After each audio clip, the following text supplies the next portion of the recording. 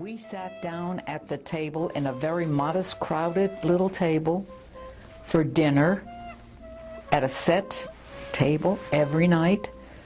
And my mother, there was only room for 5 of us, so my mother would stand in the kitchen, my mother would stand at the stove, ladle out the food, and she'd stand and eat standing up, and it bothered the hell out of me. Because I was already beginning to be a feminist. Why? Why, you're asking? Because at an early age, my brothers were sent to Hebrew school and had bar mitzvahs. But if my older brothers went, that was one thing. But if my twin brother, and we were like this, was sent to Hebrew school, I said, well, I want to go too. It's not for girls. I said, why not? It's just not for girls. Girls don't study.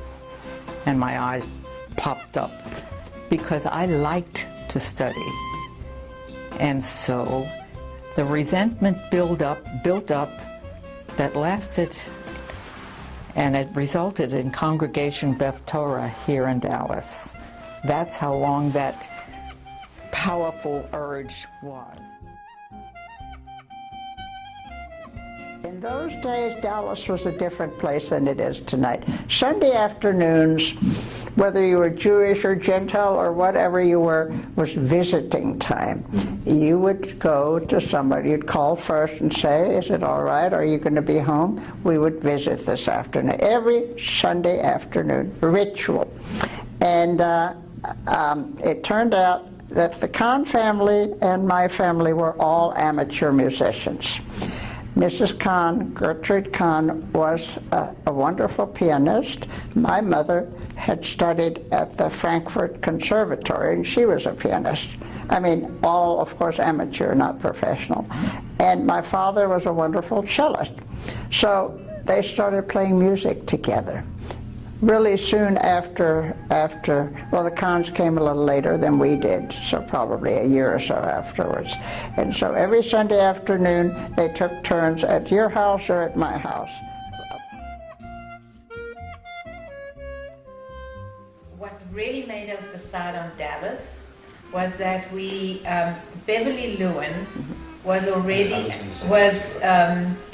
her child, Danny, who was the same age as our oldest son, or daughter Colette, was at Solomon Schechter, and they needed more students. He was in the top class that kept moving up, and so The they first needed class, more the kids first to keep graduating going. class. Right. So she kept on calling us when she heard there was a South African that was thinking of coming to Dallas. She kept on calling us. She didn't know us. We had never met, but she kept calling us and telling us how great it is and that we should come. So it was really because of Beverly that we Every ended up here. Sunday morning, we got a call. We had a temple in my little town that's 100 and whatever years old now. And a rabbi came once a month, but we had Sunday school every Sunday. There were 2 in my class. There were 2 boys older than me, a girl my age, and my brother. There were 5 with my brother, because 2 came from another little town to Sunday school. And the rabbi, when I was coming along, was from Vicksburg. Right. Do you remember his name? Yeah, Rabbi Brav, Stanley Brav. Okay. And Stanley Brav had been an assistant rabbi at Temple Emmanuel here, which I didn't know as a child, but I'm a member of Temple Emmanuel. And when we had the 100th anniversary of Emmanuel, Rabbi Brav came. And I hadn't seen him in all those years. He confirmed me. And I went up and I said, Rabbi Brav, this is a dumb question, but I bet you don't remember who I am. He said, say again. Don't say who you are, just talk. And he said, Sylvia Lynn Cohen. My father, being very supportive of the Federation, he was a solo practicing lawyer. He put 5 kids through college. How he did it, I don't know. He did not have a substantial income, but he was able to give of his means to things like the Federation, Jewish war veterans, things like that, and was very, very proud of it. And he instilled in me that feeling. And my wife Andrea comes from a similar background, so it's ironic that our backgrounds religiously and familial were very similar. So we both thought kind of the same. So while we were in Washington, we were given to the Federation. We didn't have wherewithal to really be of a big consequence, but it was something important to us. So that was there from the beginning. So I guess when we came to Dallas, that was, even though we didn't really strive for that at the outset because we were trying to establish ourselves here, and told the family, oh, that's nice what Dad, my father-in-law, did, but you don't expect us to follow in that path. And then of course we did that in spades, if you will. Right. So it was part of the upbringing, I think, and it was just part of our DNA, I think, to feel that that was expected and to feel that it was important to do. And I was very active with Akib Academy. And the way that all happened is that there were no Jewish day schools in Texas. And we tried to have a Jewish day school earlier. It wasn't successful. And we started again. Marcus Rosenberg decided that in order to move to Dallas, he would have to open a Jewish day school, because Ann Rosenberg said, I'm not bringing my kids to Dallas unless you open a Jewish day school. And where were they from? Well, they're Holocaust survivors, and I'm pretty sure they were living in New York. And so my father was friends with Marcus, and my son was 3 years old. And he said, I want you to send Craig to our Jewish day school, Akiba. And I said, well, that's un-American. How can you send a child to a Jewish school? We have to be part of this American community. But he talked me into it, and I sent Craig. And Raymond was not that interested in the whole religious aspect. And he says, well, we'll try it for a year, and if it's okay, we will continue. And we did, and I was very, very active as a parent. And I met some of my dearest, closest friends that I'm still friends with, that Raymond and I are friends with, Leslie and Howard Schultz, Shirley and Irv Ravinsky. We all worked very hard for this little Jewish day school, and its very infancy. So to me, being an American citizen, I tell most Americans they don't know how proud they can be of being American. It's a wonderful place, and the best part about America is how much they support Israel. That to me is, in fact, two of my partners are very religious Christians, and they believe part of America's success has been their support of Israel. I think it's all tied in. I don't disagree with them. I think everything's intertwined. So being an American is a wonderful thing. It's a very fortunate thing. We would come out on the sunny, Preston Road, you all may remember, was a little narrow macadam road this high with dirt on the sides, and so we would put our kids in the car like I did as a child and drive way out to Royal Lane. And I saw this little store there. It was owned by a name on it was Gloria Klein. Well, her husband, Sam, had been a partner of Lou Lattimore. Before Albert Leachy bought Lattimore's, Lou Lattimore owned it.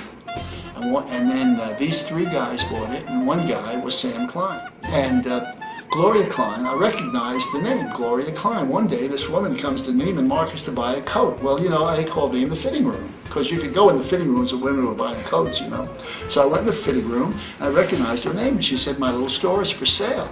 I said, great, I know a guy. Give me the name of your, So I got the name of the attorney, was Harry Friedman, who was the loveliest guy. And so I called Harry that night, and I told him who her friend was. It was me. And he said the price is, I don't know, $15,000. I said, fine, I'll buy it. Well, there was a very wealthy coat manufacturer who I was buying a lot of goods from at Neiman's. And he said to me at one time, this is another thing, he said, a kid like you ought to have his own business. And he said that to me, and why he said that, I don't know. But he said, if you ever need some money, I will send you money. So I called him up that evening, and I said, Mr. Henry, I think I've got my deal. And the next morning, airmail special delivery, a check for 25,000 bucks. No signature, no nothing. 1962, the guy sent me a check for $25,000. I didn't pay the $15,000 because I needed cash to buy merchandise to start my business. And after about 6 months, and we had done some business, I had an appointment with the Republic National Bank, Mr. Florence Bank. The guy's name was Walter Broad. Walter took me to lunch. I told him I wanted to transfer this $25,000 note to Dallas.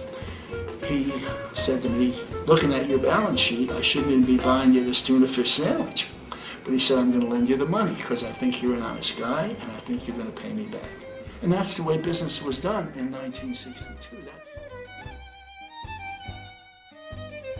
The immigrant community of which I was a part had a little settlement area, which is now, some of it is in historic preservation.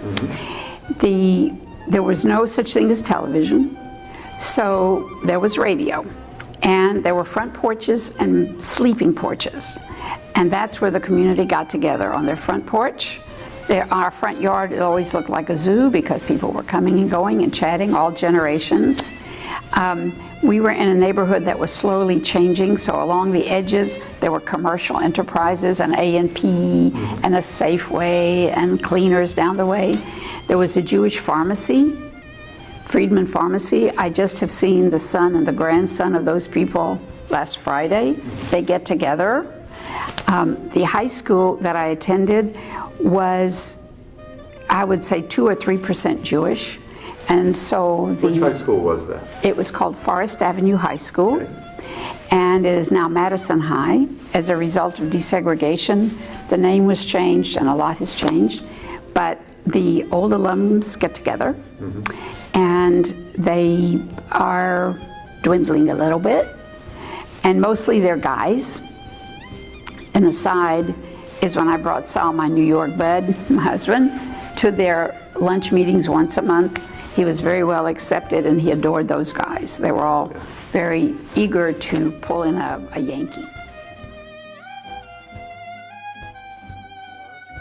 And as I was going out of being president of JFS, I said to the then director, Arnold Marks, give me a job, I'd like to work here.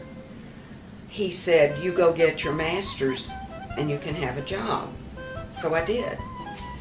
So I started commuting up to UTA in Arlington, and in 1990, which was 35 years after I graduated high school, I got my master's.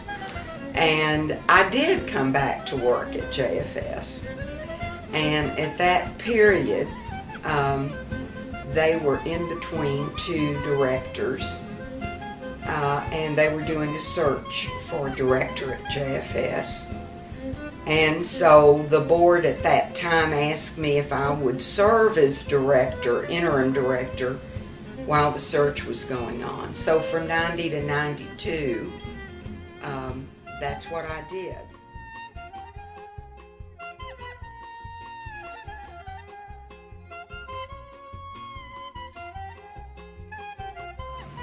I'm thankful to have the opportunity to be a part of Dallas Jewish history.